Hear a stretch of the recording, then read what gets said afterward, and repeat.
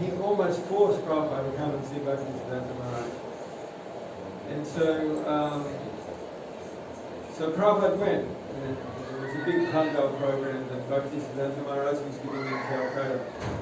And so when Prabhupada saw Bhaktisiddhanta Maharaj, and you could say it was like love at first sight. And Prabhupada accepted there and then, he accepted Bhaktisiddhanta Maharaj as his guru. And then it wasn't until it was like, I think it was like 12 years later, where Prabhupada actually took external initiation by Sahadev.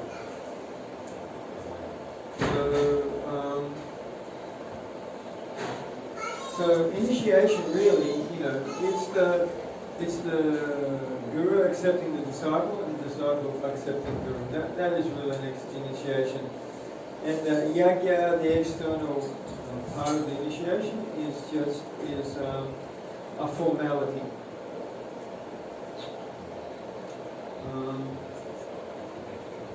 So then Bhaktisiddhanta Maharaj, he instructed Prabhupada.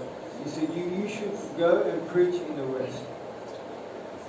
When Prabhupada went to a Christian college, and so he learned English very good.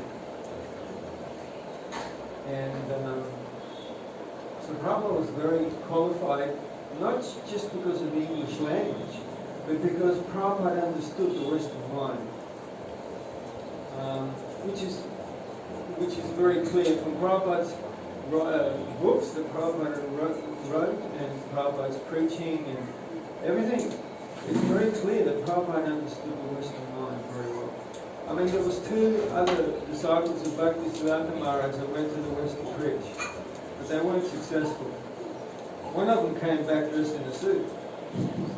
I won't mention names.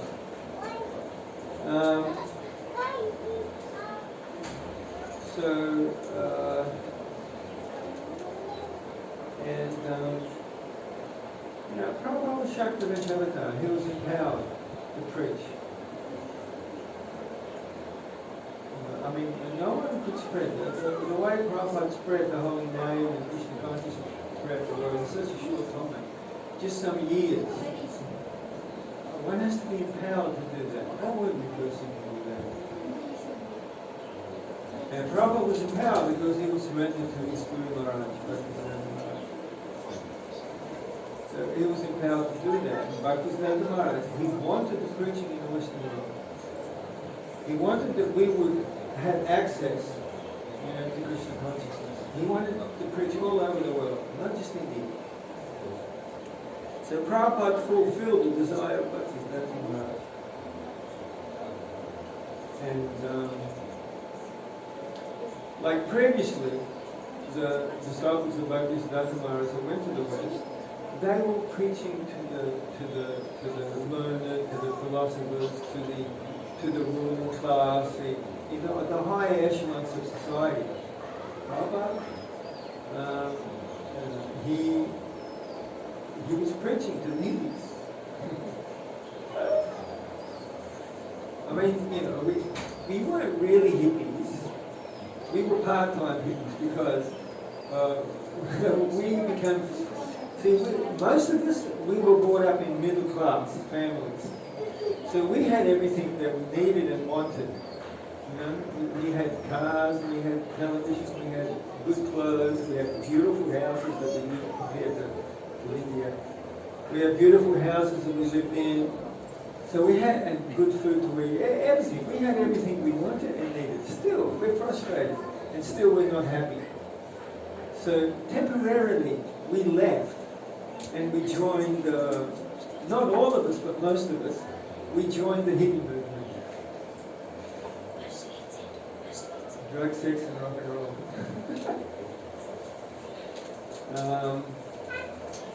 And there was leaders of the hippie movement like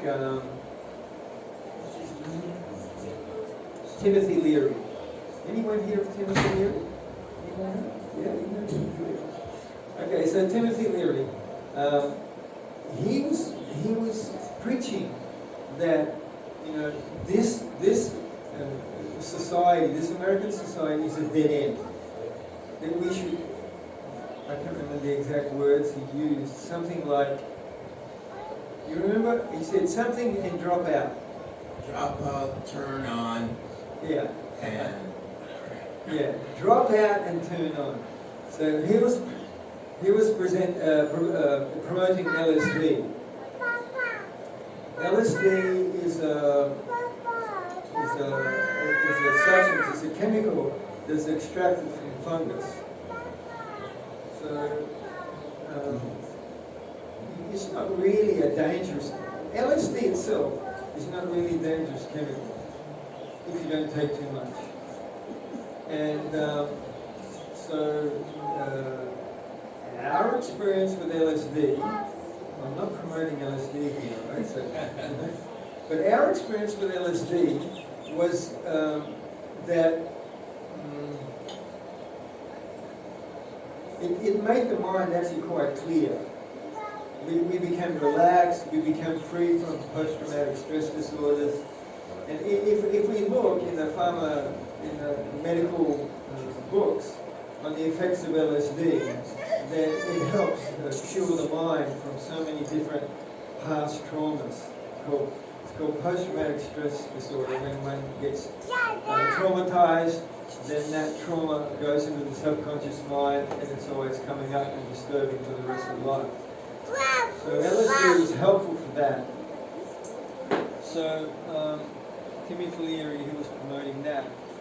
And then, so Prabhupada came within that environment where so many people were frustrated with material life, they were frustrated with the American way of life, with everything that the American way of life had.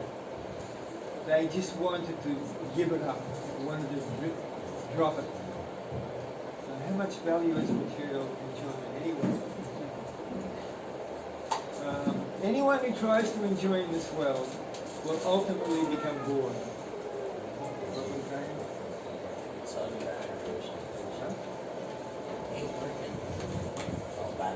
Battery problem. Okay. See, everything in this world is temporary. We want everything to be permanent, but everything's temporary. Here, look, the battery went flat. We have to change the battery. And when we die, again, we have to change the body. Everything's temporary, but we're looking for something permanent.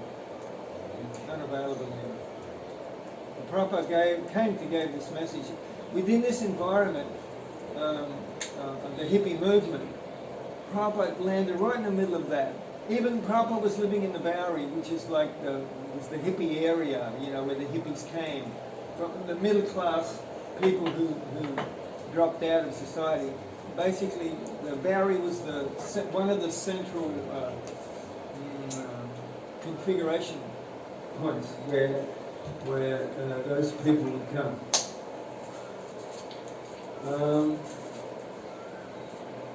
So when Timothy Leary was saying, drop out and turn on, then Prabhupada gave us a positive alternative to Timothy Leary. Like me personally, after 1 year, you know, I sort of traveled around Australia and I was sort of with the hippie movement. But within a year, I realized there's nothing here. It's an empty life. There is no future here. You know? So then, you know, when I heard about Prabhupada giving the positive dropout, the positive turn on, and you know, so many of devotees like that worldwide. And we really appreciated Prabhupada because he was giving us a positive alternative. He was giving us eternal happiness, basically. And many of us, we were studying, you know, Vedic culture, Vedic books, Bhagavad Gita, and some Buddhists, some Jains, and like that. So many of us already had some understanding of karma, of reincarnation. So when Prabhupada was preaching these things, so we were familiar up to a point. So it was easy for us to accept what Prabhupada was saying.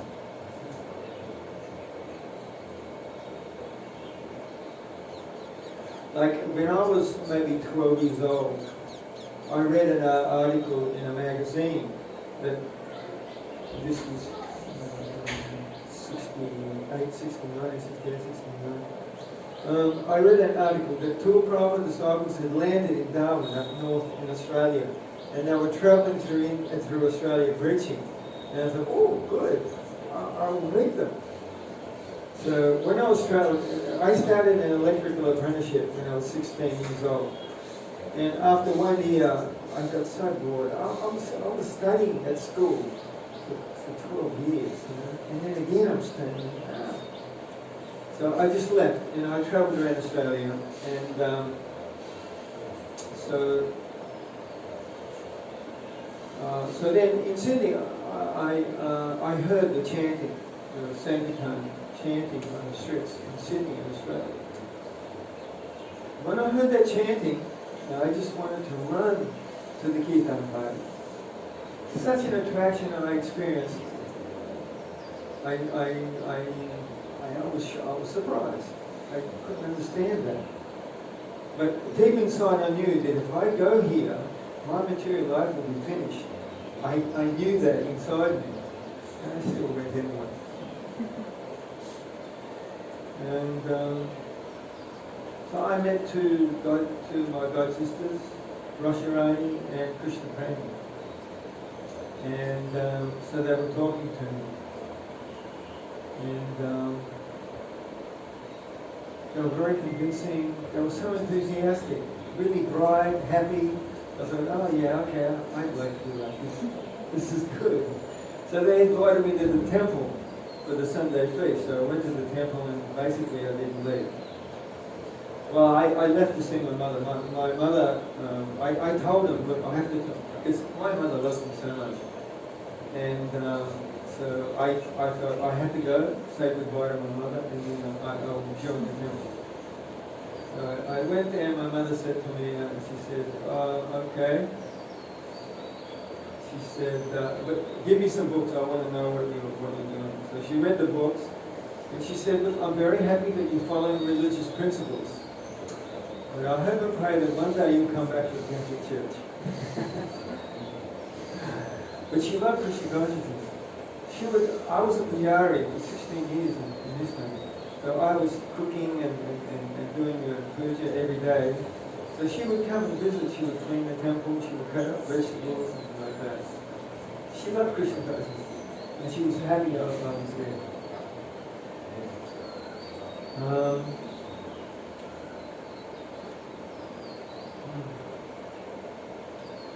Yeah, so I joined the temple, and then I was in the temple maybe 6 months. And then Prabhupada came to Australia, I think for the third time. Prabhupada came. Prabhupada came to Australia 2 times before that. I think it was 1971 when Prabhupada came when I was there. And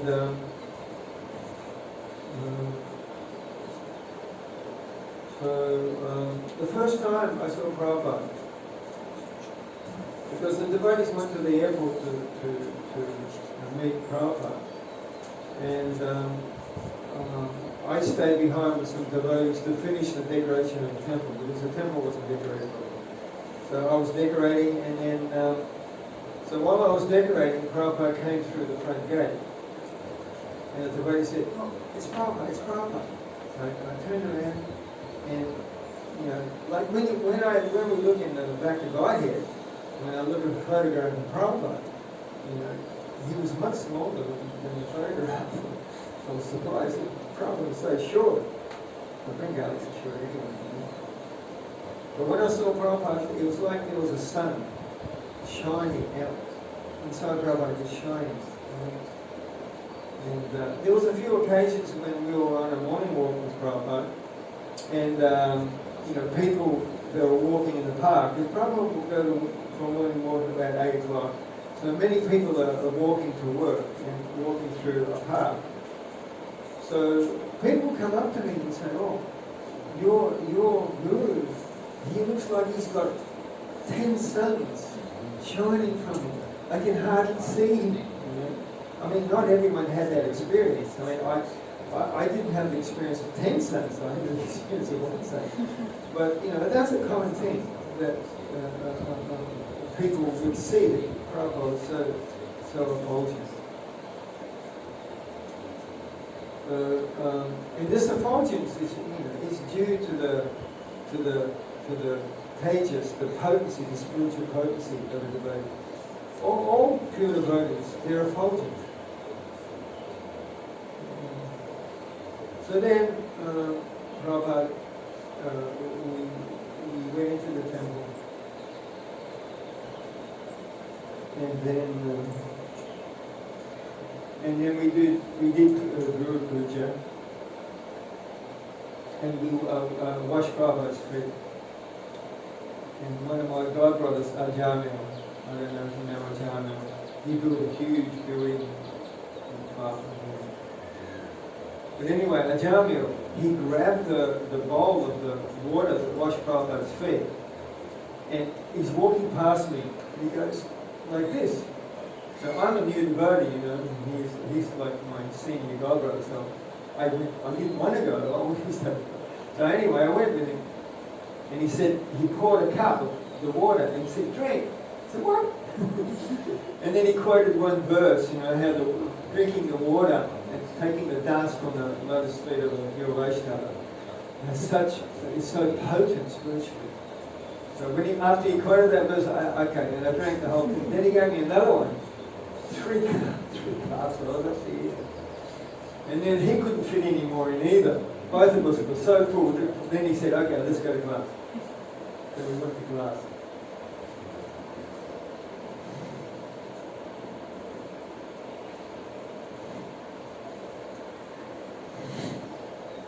So, so then Prabhupada was giving class. And he was explaining how Krishna is the Supreme Personality of Godhead.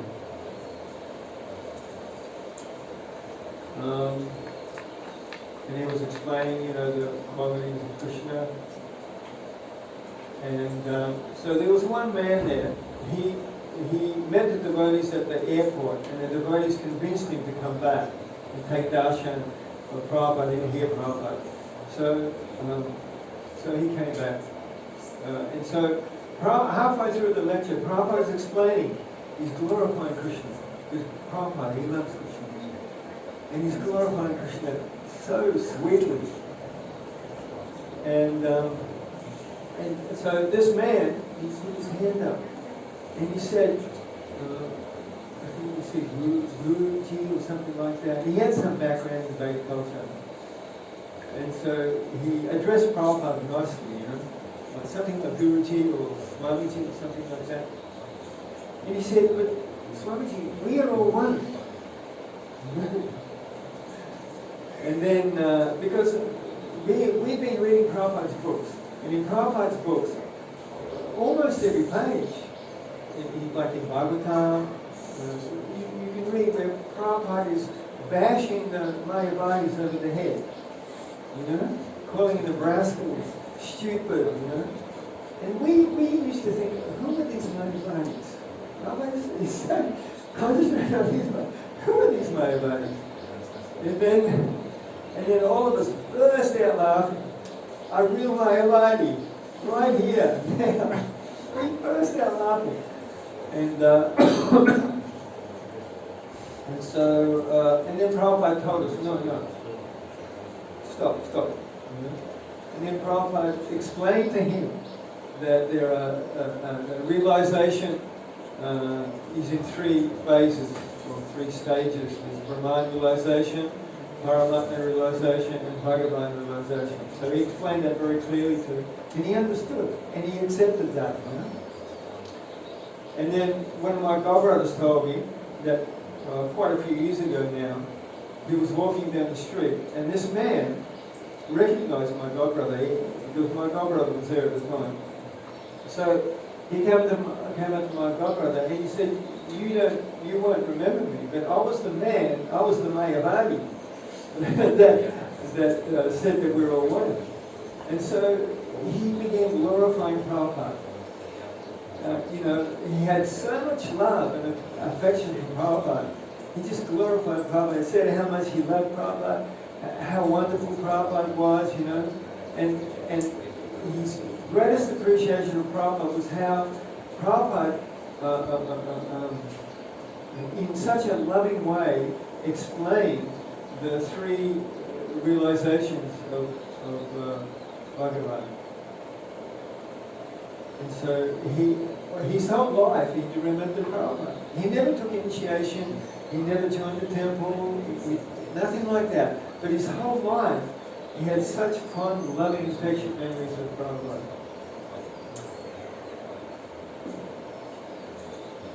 Actually, that godbrother, we should say. I'm not going to mention any names here. But after Prabhupada left, he wanted to forget Prabhupada, he wanted to forget Krishna consciousness.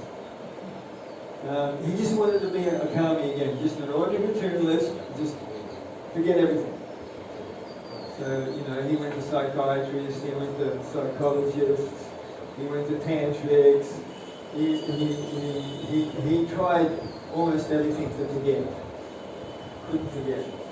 In Bhagavatam says, when once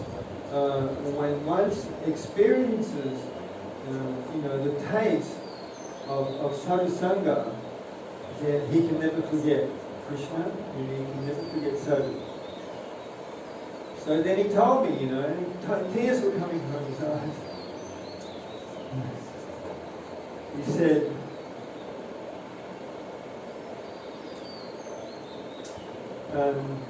said, he said, I cannot forget Krishna, I cannot forget Prabhupada. I tried my best. He said, I cannot forget. So I'm a devotee. And so I will try and serve Prabhupada as best as I can for the rest of my life. And he's still a devotee. He's chanting, he's following as best we can. But that's the potency of a pure Vaishnava. Once we have associations with a sadhu, like if we have respect for a sadhu, like that Mayavadi that was there, he actually respected Prabhupada. So because of that respect, he received so much love and affection from Prabhupada he couldn't forget. Same with my godbrother. You know, once he was a temple president for many years, and I was in the same temple with him. And so he said, Prabhupada so much, he financially maintained the temple single-handedly for many years. So much service he did for Prabhupada, you know, and he loved Prabhupada. I know, because I was a pujari, he was a temple president, we used to talk, you know. I know that he loved, and he was serving Prabhupada sincerely. So, you know, anyone who has sadhusanga, and, you know, even if one just respects a sadhu, there's so much spiritual benefit. What to speak of taking initiation and actually serving, you know, a pure Vaishnava? What benefit is that? You know, the heart will just melt. You know, the attraction to Krishna will become stronger and stronger to the point where one will forget about.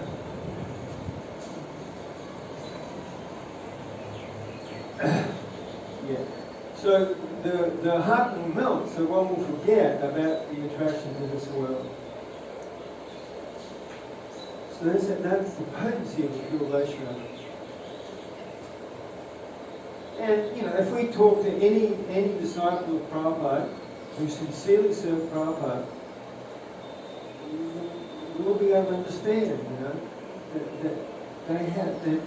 that they got Prabhupada's mercy. Like there's one god sister, her name's Krishna Prani, she's Australian. She's married a Swedish devotee. And there was politics, this is in the 70s even then there was politics within this guy. And this devotee, I can't remember his name now. You know that devotee in Sweden? What's his name? And anyway, he was like a really sweet devotee. It was because of him I joined the temple. You know? He was so personal. And so he accepted us, as people, not just things out there. And I love that guy so much. So anyway, there was politics. He was setting a bad example to the rest of the leaders. He was setting a standard so high that they couldn't come up to. So they went to the Australian government and said, it's causing a problem here, he should leave. So he was kicked out. But he preached in Sweden. He did really good preaching in Sweden.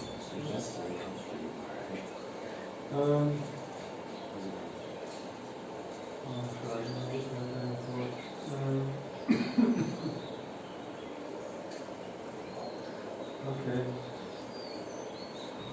You're talking about Distillaria. What? You're talking about Distillaria, that was Krishna Prami's husband. Oh yeah, that's right. Yeah, Krishna Prami. To this day, whenever she's in kirtan, or whenever she's leading kirtan, tears are coming from her eyes.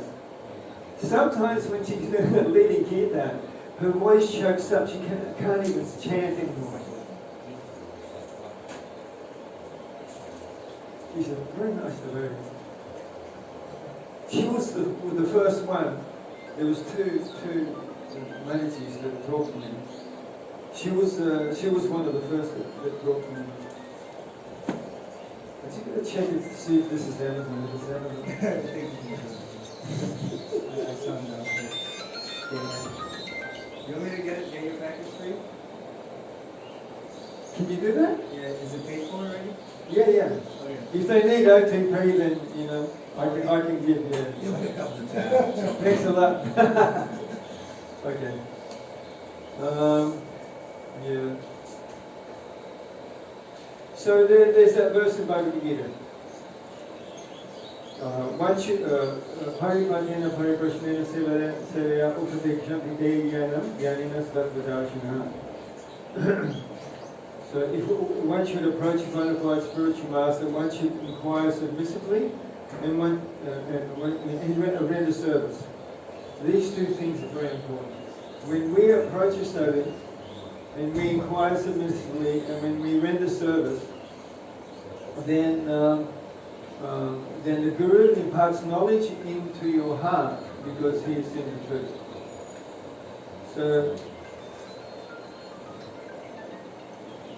So anyone who serves pure Vaishnava sincerely, then they will get realizations, they will get knowledge, they will get a taste of Krishna consciousness. Their attraction to Krishna will develop. Jnana and Vairagya, those two things are a result from serving pure Vaishnava.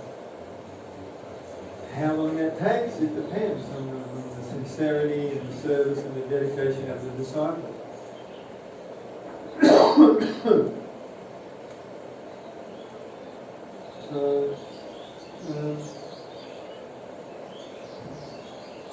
And like Bhaktisiddhanta Maharaj had so many disciples, so very, very, very high class disciples. And they become high class because of their service to Bhaktisiddhanta Maharaj. They become so high class.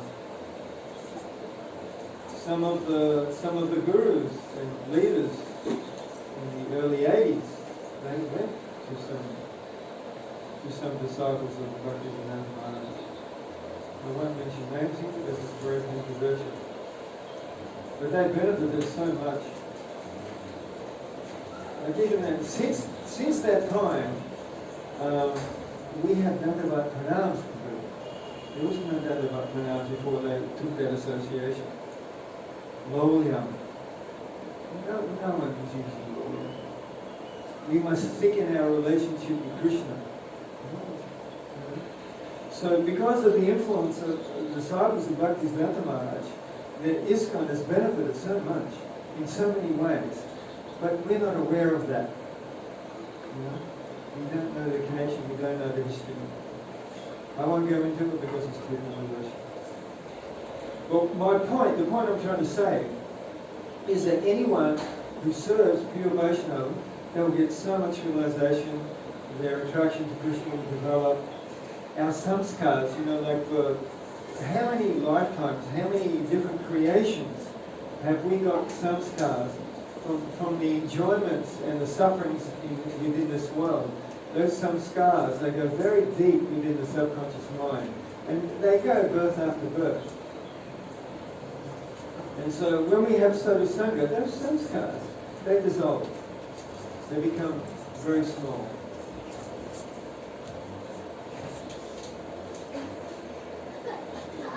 One time when I'm sort of jumping down all over the place.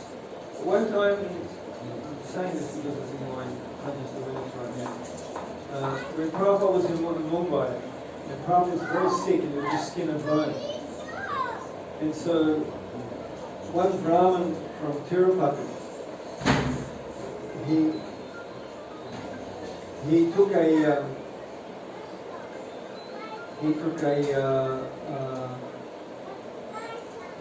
aeroplane from Madras to Mumbai. This is in the 70s. And to catch a flight in the 70s was a very big deal. And it was very expensive also.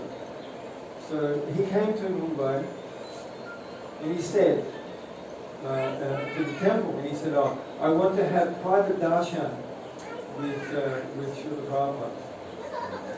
And the devotees, they didn't want to give private darshan because always the devotee wanted to be there with Prabhupada. But Prabhupada, he said, no problem, he allowed. So that Brahmin, he came into Prabhupada where Prabhupada was lying. And he said to Prabhupada, he said, you were suffering so much.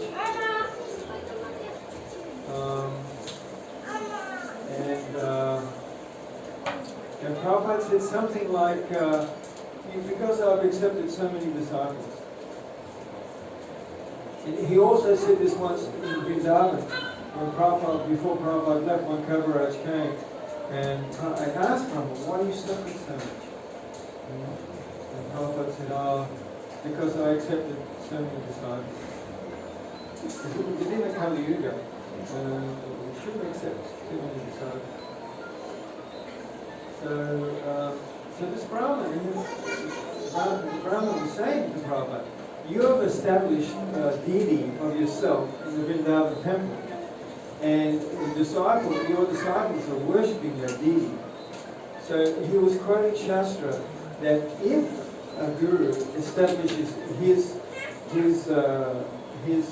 deity in the temple, then he will take not only the sinful reactions of his disciples, but also the sinful reactions of anyone who comes and worships that deity.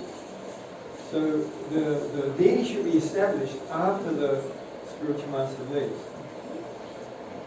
And Prabhupada said to him, yes. He said, I know. He said, but I want to help everyone. Sort of reminds me of Prahlad Maharaj, when Prahlad Maharaj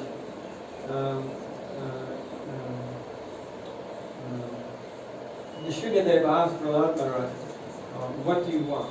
So Prahlad Maharaj said, I want that all the sins from everyone in the whole universe come on my head, and they will go back to home, and I will stay here, and they will be liberated. One time, Prabhupada was in a taxi. One time, Prabhupada came to Melbourne. One time, Prabhupada, we hired a Rolls Royce for Prabhupada. Big, very expensive Rolls. We hired to pick Prabhupada up. And Prabhupada was very happy with that, Because of disciples, they should treat a guru like God. In Chaitanya Charitamrita,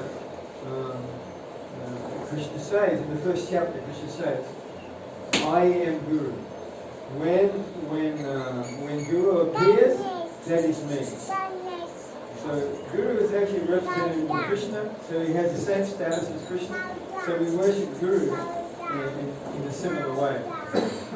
So we got our roles. So in the Rolls Royce, there were three devotees. There was Mother Teresa, Deepak, and, sorry, not Mother Teresa, Amoga, Chitahari, and Deep. No, it was Mother Teresa here. Mother Teresa, Deepak, and Amoga. So Amoga is sitting in the back, with Prabhupada and Chitahari sitting in the back. And so Amoga, he points to the people on the street, walking on the street as the taxi is going. And he says, oh, Prabhupada, you're all so sinful. You're all going to hell. They're nasty people. Bad, bad, bad. You know? And then Prabhupada said, it turned to him, and there was tears coming from Prabhupada. And he said, yes, but how can we save them? So, you know, Prabhupada was so merciful. Prabhupada was so compassionate. Even he's willing to accept so much information. Here's the OTP number. Sorry.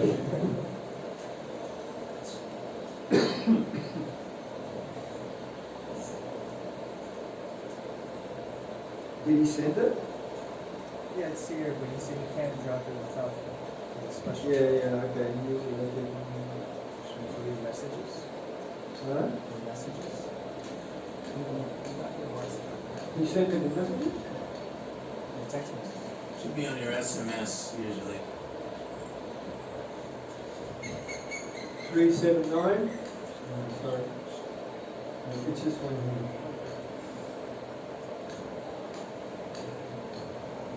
Thank you very much for that. Tip him later. What? You can tip him later. Okay. Where were we? Prabhupada was crying for the. Oh yeah. So Prabhupada is so merciful, you know. Prabhupada is willing to take the sins of everyone.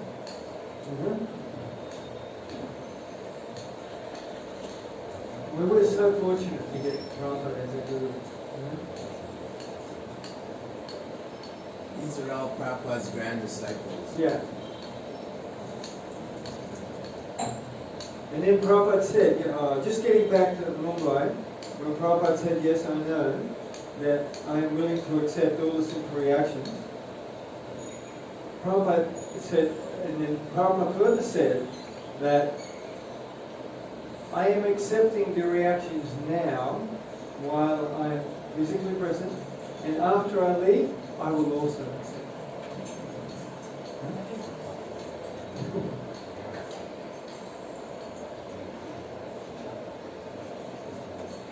You know, there's devotees like Prabhupada's grand disciple who have had dreams about Prabhupada. Prabhupada will come to them in a dream and give instruction or help or support. So, you know, ISKCON is Prabhupada's society. So, you know, our connection to ISKCON is our connection to Prabhupada. So, in that prayer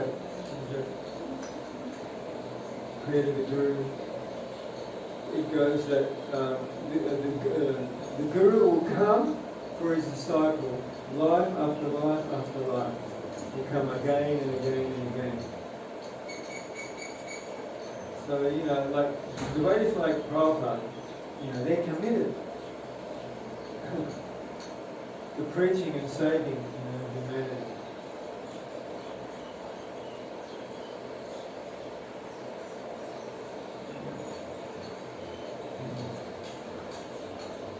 Okay. What was I talking about before that? I was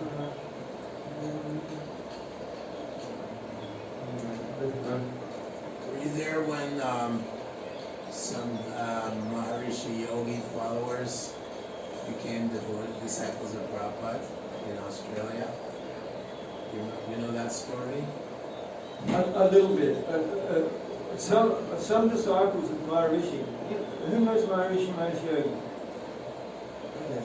Anyway, he's a big yogi in the 70s. He's from Rishikesh. and he was giving bija mantras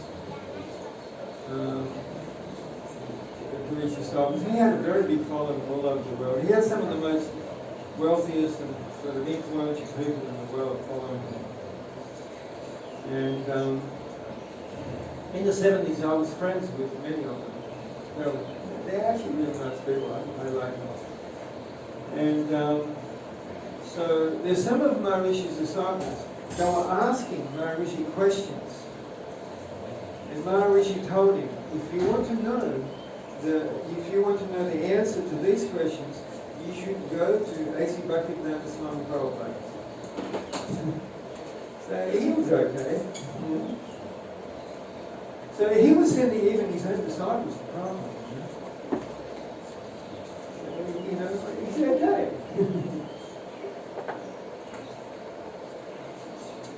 The Beatles were following him. Huh? The Beatles were following him for a while. Oh yeah. The before they came to Prabhupada, yeah, they actually went to Rishikesh, and then after some times the Beatles thought, nah, he's not the real deal. I won't go into details more later. There's a scandal to that story. You know that? I know the scandal. Yes. I don't want to go. So then they met Prabhupada. Was it Shyamasundar? He came to England? Shyamasundar, right? He came to England with a few devotees. Yamuna and Mukunda. Yamuna and Mukunda, yeah. So then they were trying to meet the Beatles, but it was some time until they actually met the Beatles. And George Harrison said to them, he said, why are you coming now? Why didn't you come before? Out of the four Beatles, Paul McCartney, I had a godbrother who was managing the Govinda's restaurant in London. Where is it? Soho? Soho. Yeah. And so Paul McCartney's wife, this is in the 80s, they used to come regularly to the restaurant. And so my godbrother, his name's Habidam, so he used to talk to them. He got to know them well, and they became friends. He told me that Paul McCartney, since Paul McCartney met Prabhupada, he's been chanting 16 rounds a day, following the four regular principles, and eating only prasad. Oh, Georgie boy, no. Yeah, George Harrison, he was still taking some intoxication. Like Paul McCartney was married, so he wasn't having the sex. He was a good boy. But very few people know that about Paul McCartney. I mean, everyone knows that George Harrison is a devotee, and he is. And in the last part of his life, when he got cancer, then he was following properly. But before that, he was still had an enjoying mood and still having fun. But there's no fun when you have cancer. And Prabhupada once said, that old age and death is an inspiration to Krishna consciousness. When we're young, we've got energy, we can enjoy. It's more difficult. But when we get older, our body starts breaking down, we get pain, we're suffering, and we start to think, yeah, well, what Prabhupada said was right, Isn't that happy to see that?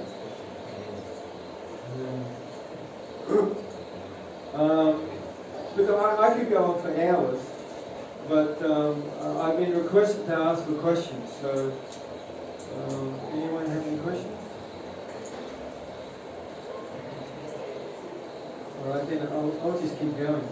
If anyone has a question, then they can just put their hand up anytime.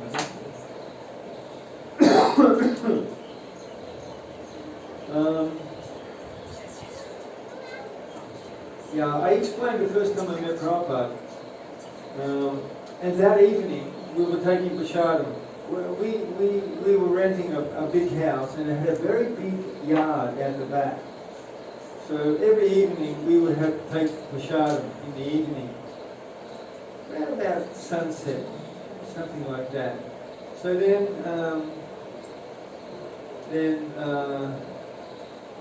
so that evening we're taking shade, and Prabhupada would do this very often. He would just come out and meet the devotees, because the leaders in ISKCON, not all the time, but a lot of the time, they would stop devotees getting association. You had that problem in America too, right? Yeah. I mean, in Melbourne, where Prabhupada's rooms are, there is two flights of stairs, right? So they had a Mother Teresa, he was the GBC. He would have one or two big strong brahmacharis down the bottom. Then he would have one at the top of that, and then at the top of the other one too, right? So you want to see Prabhupada, and you come up, but Prabhu, I want to see Prabhupada. When you say something like, by order of management, or something like that, they would say.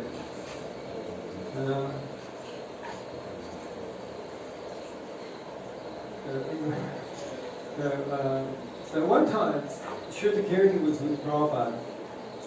Shrita Kirti was Prabhupada's servant. And so, I really wanted to see Prabhupada. And they had these guards stopping me from seeing Prabhupada. And so I was so frustrated.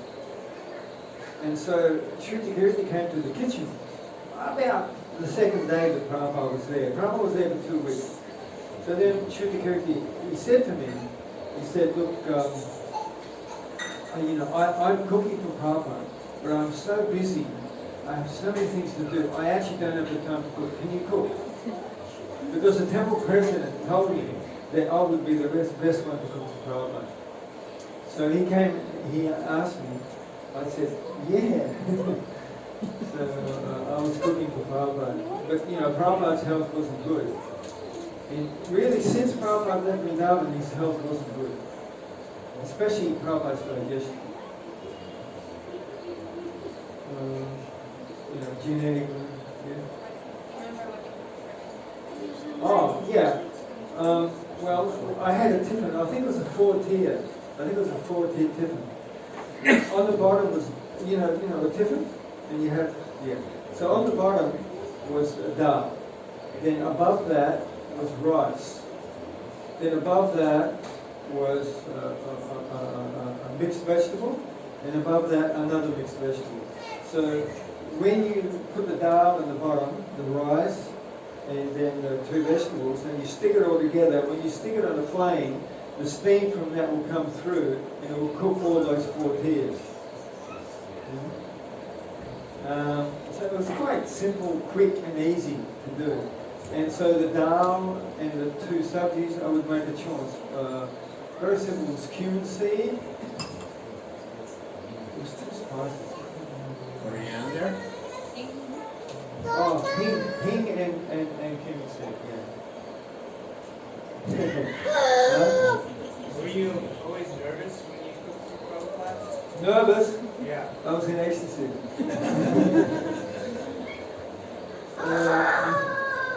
So then, I chanced the vegetables and then I put them in bowls in a big plate, and then I would bring it up to Prabhupada. So I would see Prabhupada every day. I was cooking lunch every day, so Prabhupada fulfilled my desire to see him.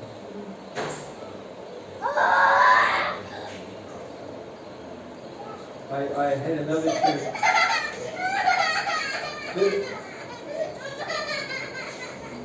This is about Jagannath. And this only happened maybe 10 years before.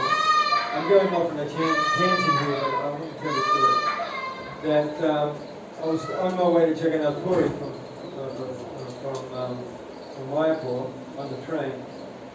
And the whole way, I really wanted to take darshan, like personal darshan of Jagannath. And I was really lamenting, and when I got there, I would stay outside the main gate, and I was lamenting so much, I really wanted to take darshan. And I would get Jagannath tongues from, there was a family there, a Panda family, And they were in charge in Rath Yatra. They would lift Jagannath from different silk cushions and then put him on the Rath. And so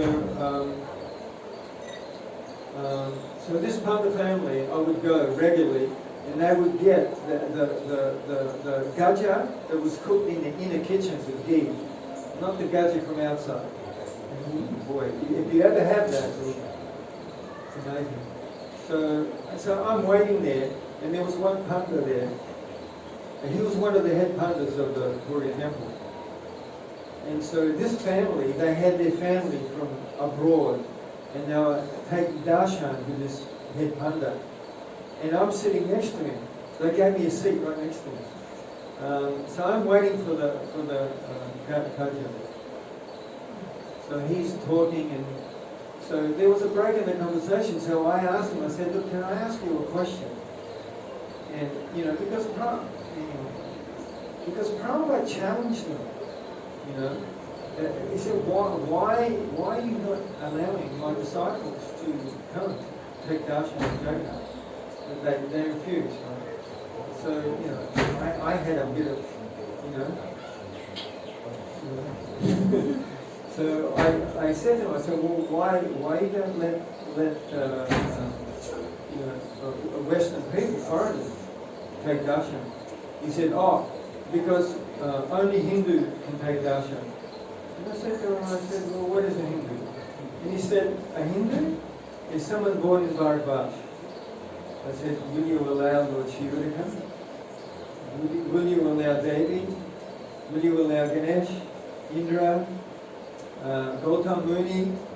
Will you allow, they're not born in India? I was so angry with him. You know, and he turned away. And he ignored me for the rest of the night. You know, like Brahmins, they enjoy a good argument. They love it. Like in the Daksha, when Daksha was giving yajna, and Sati asked Lord Shiva to come, she wanted to go, but Lord Shiva said no, but she went anyway. There's a description, as Sati is approaching the yajna shala, there's a description of what is going on there, you know, the wives of the Brahmins, how beautiful they are, and the yajna-shala, so much gold. And one of the things was the Brahmins, they were arguing and discussing Shastra and philosophy with each other. It's one of the things that Brahmins like to do, that want to do, and they do. He wasn't willing to do that. I'm thinking, what? I was expecting a really good argument here. Nothing into that. But in Tirupati, they allow ISKCON to vote. They don't allow foreigners to enter to take darshan of Babaji, but they allow, you know, ISKCON.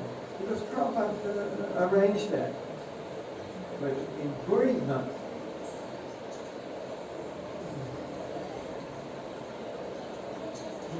I was thinking of Prabhupada the whole time.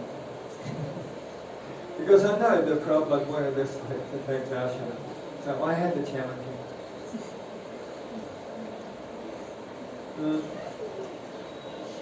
When do we start?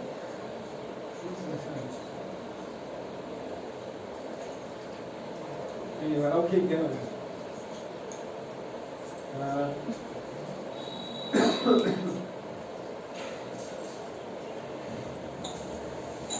There's one story where Gagamuni and his brother. What?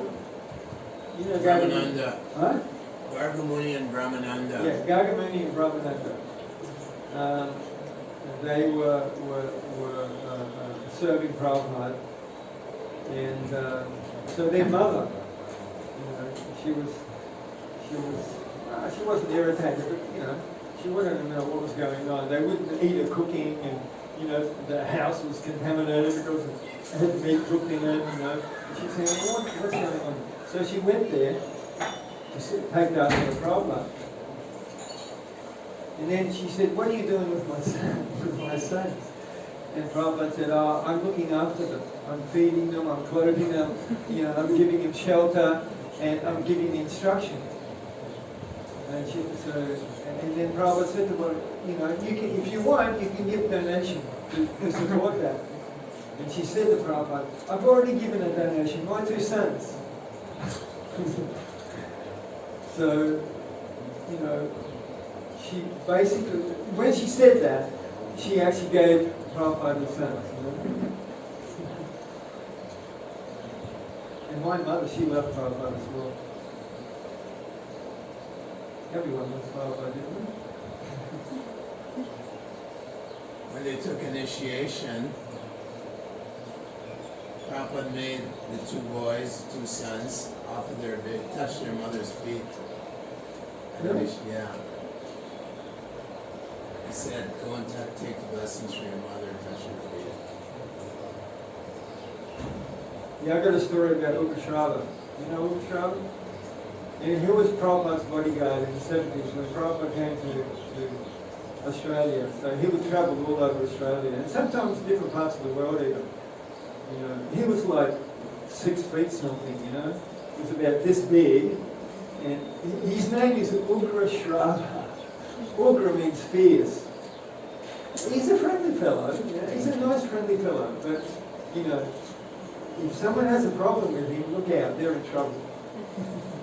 So, his father, he was with the Freemasons. Anyone know the Freemasons? Who the Freemasons are? Huh? Freemasons? No, they're active. Now, Freemasons, they started more than 2,000 years ago. It's a Vedic society, and their highest, they have different levels. There's 33 or more levels they have. The highest level, they worship Shiva Lingam. So they're actually Shaivites, but no one knows, and they don't advertise that they're Shaivites. So over the decades and over the hundreds of years, they've actually degenerated to the point where they're really dark. Once Prabhupada said in the 70s, the dark society has entered ISKCON. Around about the mid-70s he said that. And so the CIA and the Freemasons, and there's a whole lot of them, they sort of work together. So, how do we get to that? CIA. Oh yeah, that's right, the Freemasons in Australia. So Ukashrava's father, he was directly opposed Krishna consciousness. And the media is owned by the Freemasons. So there's always bad character assassinations done on the media to the Hare Krishna movement. And so he hated Ukashrava because he became a Hare Krishna. And he's one of the most powerful and wealthiest men in Australia, his father. He's not just an ordinary Freemason, he's very high up. So the father would do things, he would always be doing things. One thing that he did, he appointed a man in a car to watch the temple, to follow devotees and to watch them, just surveillance. So this man would park at the back gate on the other side of it was like it wasn't a street, it was a path. So on the other side of the path, opposite the back gate of the temple, he would park there all night. He's there looking. And the back doors of the temple are always open. Right. So he's looking like this. All night. Every night. So Ukashrava, he got, what are they called? I know Ukashrava, yeah. You know? Yeah. Okay. He's a nice devotee. Yeah. So he knows martial arts. And so he got, what are those bows and arrows that you shoot? What do you call them? You pull the string back? What do you call it? Huh? Not a harpoon, but something like a harpoon. But they're very powerful because there's a spring and you want, Crossbow? huh? Crossbow. Crossbow, yeah, crossbow, that's right. Harpoon is like a big crossbow, right? For whales and things. So they're very, very powerful because you wind them up with a spring. So, you know, and then when you pull the trigger. So what he did was he aimed it at the back window and shot. And the arrow went straight through the back window. and he went, ah, and he turned the car around and drove. And he had a devotee follow him to where he lives. So now he knows where he lives. Before he didn't know where he lives. So Ugrashrava is very smart, you know.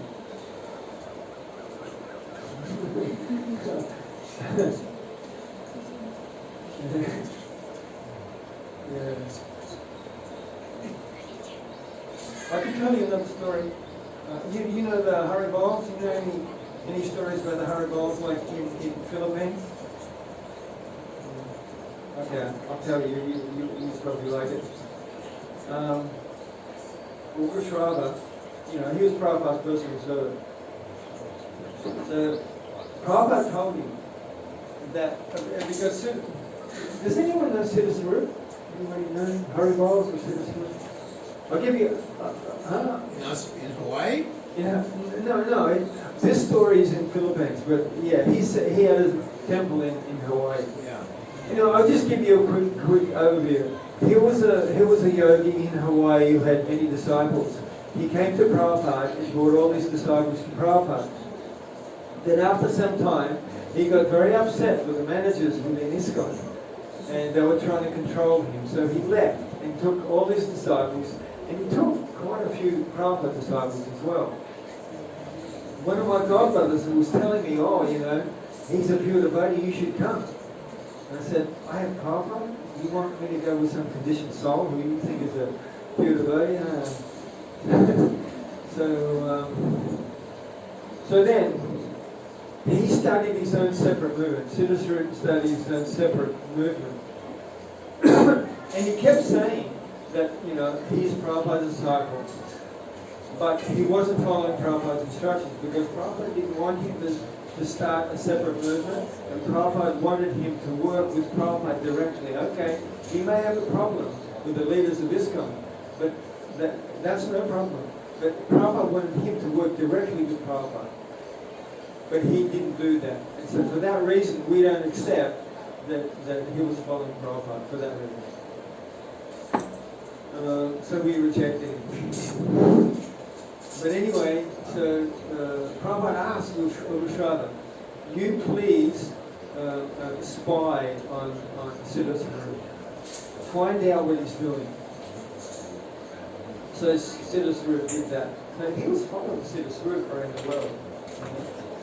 And they didn't know, you know, the disciples of Siddha Swarup, they didn't know that they were being followed until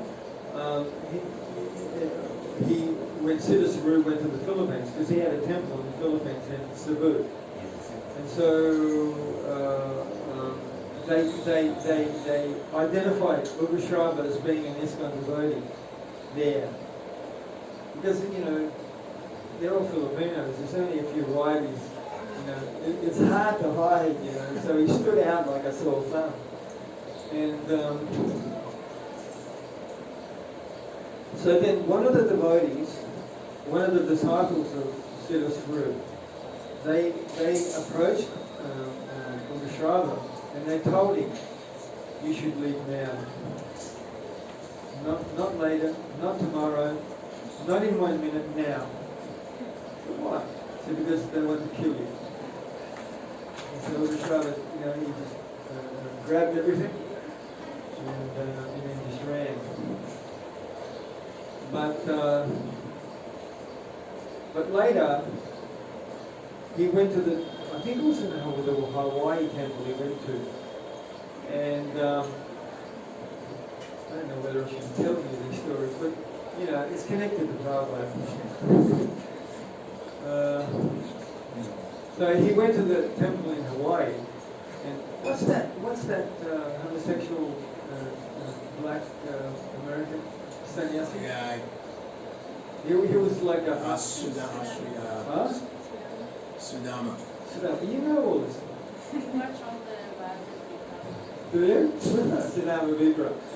So anyway, anyway, he was able to get out of that alive, you know. He shouldn't have done that, but you know, he was able to get out of that, but he said he had to run.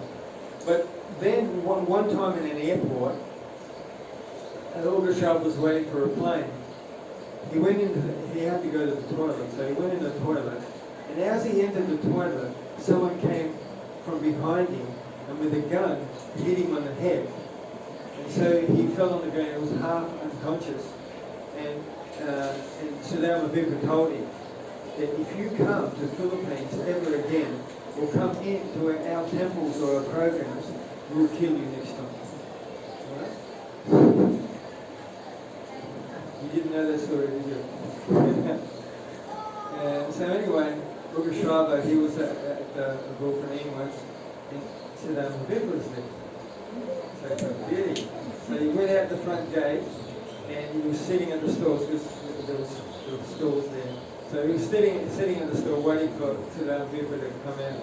So Saddam Vipra came out, he came up from behind, same thing, bang, he's on the floor, half unconscious. He said, if you come to this one again, we'll kill you.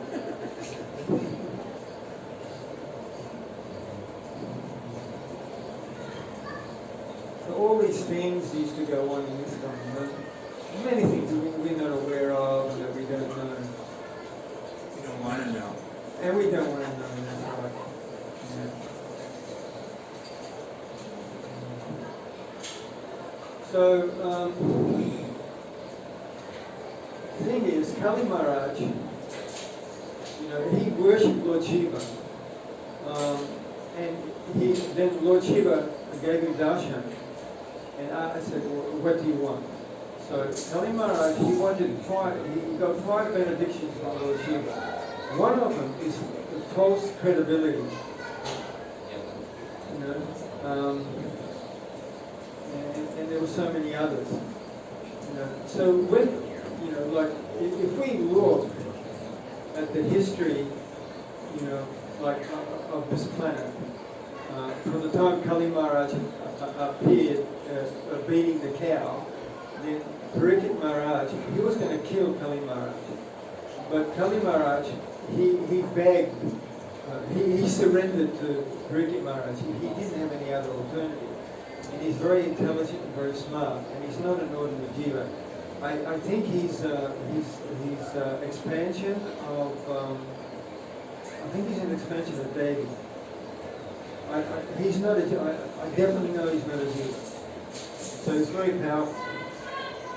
So since that time, because he was given gold to live in, so since that time, we see wherever there is gold, wherever there is the illicit sex, gambling, intoxication, and meeting, we see the influence of Kali is there.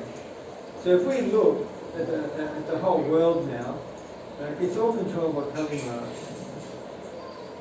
And so Kali Maharaj has his agents. Once on a morning walk, one devotee was asking Prabhupada about who was controlling the world. And so Prabhupada mentioned 2 families. He mentioned Rothschild and Rockefeller, that they are controlling the economy of the world. And so then the devotee was saying how, so, you know, what can we do? Or, you know, implying that this was a very dangerous situation, you know, that we have to do something, you know, immediately. And Prabhupada said, don't worry, they're going to hell, their life will be ruined, and we have Krishna, and we progress on our spiritual life, and they progress to hell. So we don't have to worry about these people, you know? You know, I mean, it's good to understand that they're there and what they're doing. I mean, that's good to know. But really, you know, we don't really have to worry. If in Nectar of Devotion, Bhakti Rasamrita Sindhu, there's an explanation there. When one takes Diksha, then when when one gets a seed of devotion from Guru, that when that seed sprouts, the first two leaves are Kleshagni and Subha Drishti, I think. Kleshagni, Subha Drishti. So Kleshagni is freedom from suffering, and Subha Drishti is all auspiciousness. So when we take Diksha, when we get the seed of devotion, and we water that seed properly, which means we follow the process of Krishna consciousness, when we water that, then the two first little leaves that come, we become happy because no more suffering, and our life becomes auspicious. So these demons, you think they have access to that? You think they're powerful enough to have access to Krishna's influence, to Guru's influence? Guru is so powerful, and he can do anything. He can destroy the universe if he wants. By Krishna's will. The Guru only does what Krishna wants.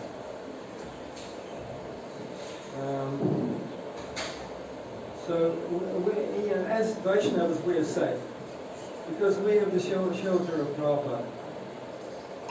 Even like the CIA sent operatives into ISKCON, not just America but also Australia. Two I know of. Australia, as far as Europe and UK, I'm not sure. I don't know any stories. But one in particular they sent, and he took initiation to Prabhupada, took sannyas, and anyway, we won't go into so much about that. But even the dark society, even they may enter within ISKCON, and even they may have some influence. Those devotees who are sincere and dedicated to Prabhupada, they're safe. They will always be safe. Nothing to worry about. Unless they get tempted by the what do you call it? By the bribery, by the temptation that the CIA agents offer. Or you want power, you want position, you want gold, you want women, Okay, you do like this, and then we will organize in this way, and you will get in control this way, then you can do this, you can do that, Not all the bodies did that. I'm not saying all did, but some. So even though the dark society comes, even though that the demons are within the society, still, so how many disciples of Prabhupada are serving Prabhupada? How many disciples of Prabhupada are advancing in the Krishna consciousness, getting more realization, getting more attraction to Krishna, appreciating Prabhupada more and more? So many, So, Krishna consciousness, or the Krishna consciousness movement, it can't be destroyed, because our sampradaya, coming from Chaitanya Mahaprabhu, is under the protection and guidance of our acharyas. It's always there. Someone may come and may change the teachings or whatever, and may close one door. But there are so many doors open. Acharyas and Chaitanya Mahaprabhu, they always make opportunity. Opportunity is always there to serve Guru and Vaishnava and Krishna and Chaitanya Mahaprabhu. It depends on our desire. If we have desire, if our desires, if it's there, then Krishna will make arrangement. And we can become happy forever.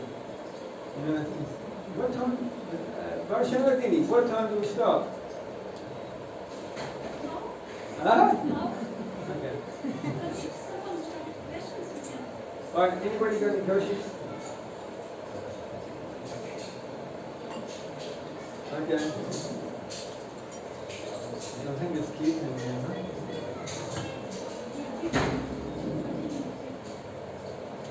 Okay. Thank you very much.